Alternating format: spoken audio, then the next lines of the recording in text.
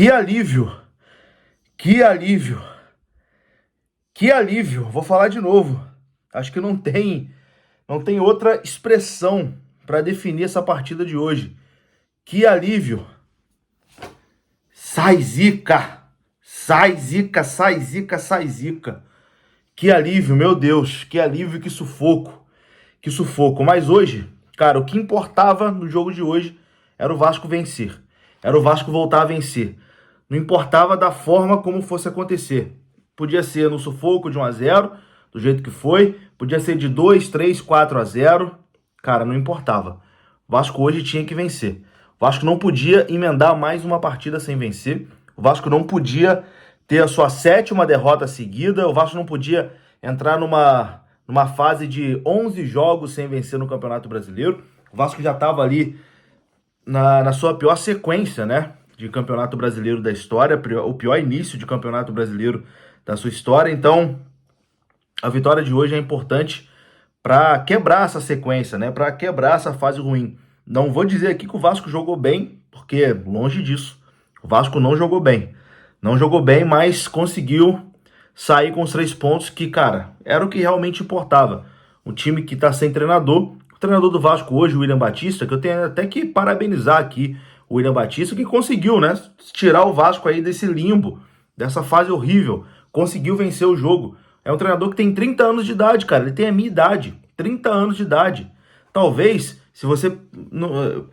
eu não tenho esse conhecimento histórico de Vasco, né? Mas o pessoal que tem esse conhecimento, o Garone, por exemplo, galera que estuda mesmo a história do Vasco, meu amigo Valmer, que trabalha no Centro de Memória, cara, se bobear, foi o treinador mais jovem que dirigiu o Vasco na história. 30 anos de idade, cara.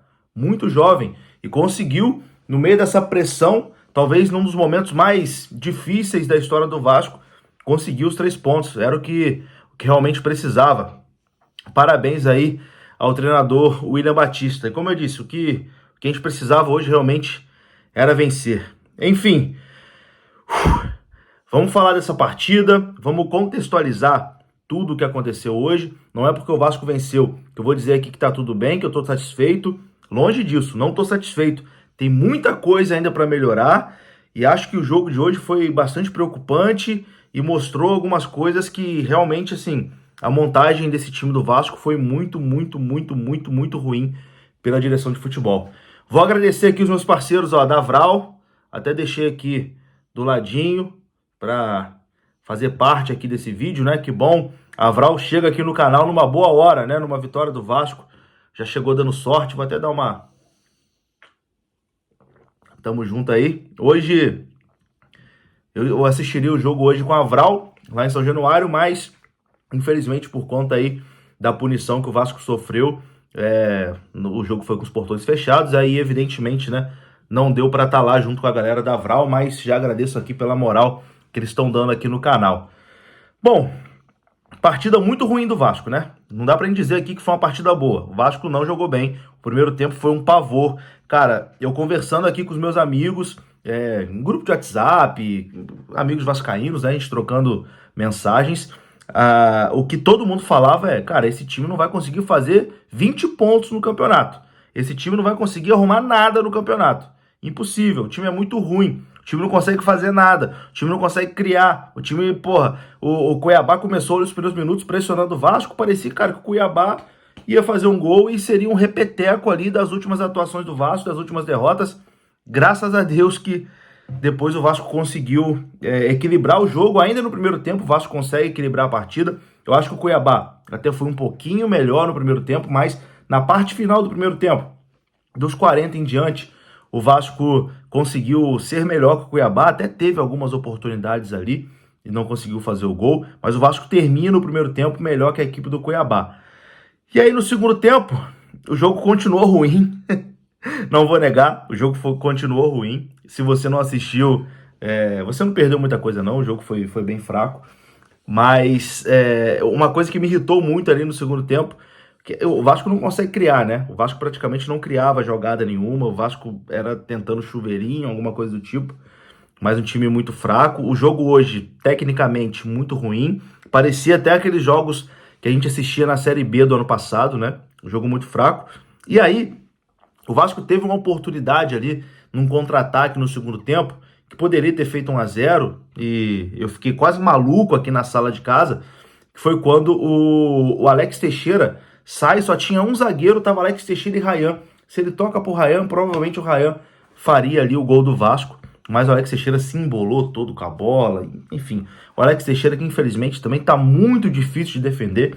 Eu sou muito fã do Alex Teixeira, quem acompanha aqui o canal sabe, né, que eu sempre defendi a permanência do Alex Teixeira, queria muito que ele continuasse, mas infelizmente o Alex Teixeira não tá conseguindo, nesse time do Vasco, ser útil, né? Ele é o cara mais experiente desse time, talvez, mas não tá conseguindo ser útil, infelizmente. É uma pena. O Teixeira chegou com muita expectativa, mas, enfim, não tá conseguindo ajudar muito esse time do Vasco. Mas, enfim, depois o Vasco consegue, né, fazer o seu golzinho no pênalti sofrido ali pelo Figueiredo. Eu até critiquei muito o Figueiredo, tem até uma postagem minha no Twitter que eu falo, pô, tira o Figueiredo no intervalo, pelo amor de Deus, porque o primeiro tempo do Figueiredo foi muito ruim, muito ruim, muito ruim. Mas ele sofre o pênalti e assim, pro Vasco chegar a um gol nesse jogo, realmente só se tivesse um pênalti. Só se tivesse um pênalti mesmo pro Vasco conseguir fazer o gol, e foi isso que aconteceu. O juiz não deu, mas o VAR chamou, e aí foi um pênalti claro, né? O cara pisou ali no pé do Figueiredo, e aí o VAR marcou o pênalti, e o Jair marcou o gol do Vasco, o gol da vitória do Vasco. A gente tem aqui que parabenizar o Jair, né? Porque, cara, uma pressão gigantesca, um time que não ganha 10 jogos, 6 derrotas seguidas, era a única chance de gol que o Vasco teria no jogo. O Jair pegou a bola e bateu bem demais o pênalti e deu ali o gol da vitória do Vasco. Cara, alívio, a sensação é de alívio. Falta muita coisa, o time ainda é muito, muito fraco, o time é muito frágil. Cara, é inadmissível o Vasco, numa 12ª rodada de Campeonato Brasileiro, o Vasco entrar em campo com uma equipe praticamente sub-20. Cara, no segundo tempo ali as substituições era sair um adolescente e entrava outro adolescente. Inacreditável. Uma montagem de elenco muito ruim do senhor Paulo Brax. Não é porque o Vasco venceu hoje que a gente vai falar que, não, vamos dar um voto de confiança pro Paulo Brax. Eu continuo aqui com a minha opinião de que não dá pra gente confiar no Paulo Brax uma outra janela de transferências. Porque o Vasco, na temporada passada, o Vasco foi um dos primeiros times que disputa a Série A do Campeonato Brasileiro a ficar de férias, entre aspas, né? A Série B do ano passado terminou no início de novembro. E aí, ainda estava rolando a Série A do Campeonato Brasileiro, depois teve Copa do Mundo. Então o Paulo Brax teve, novembro inteiro, teve dezembro, teve janeiro, teve fevereiro para o início do Campeonato Carioca. Ele teve 4 meses para montar o elenco do Vasco. E aí a gente continua. Março, abril, teve praticamente 6 meses para montar o time do Vasco. E montou esse time aí, que é um dos piores da história do Vasco. Esse time é muito frágil. Apesar desse time ter vencido hoje, que bom que venceu, cara. Que bom que venceu, porque se não vence hoje, o Cuiabá, que é o primeiro time fora da zona do rebaixamento, se o Vasco perde hoje, era praticamente decretar uma queda para a segunda divisão. A gente ia ficar daqui até dezembro velando o defunto, porque o Vasco ia ficar 9 pontos atrás do primeiro time fora da zona do rebaixamento. Ia ser um caos, né? Um caos total. Então, na minha visão, né? Eu não consigo acreditar que o Paulo Brax, que não conseguiu montar um time em 6 meses, que ele vai conseguir montar um time em 1 semana, tendo que buscar um novo treinador. Sinceramente, não acredito. Não acredito. Então, mas eu não sou ninguém no Vasco, né? Eu sou apenas um torcedor.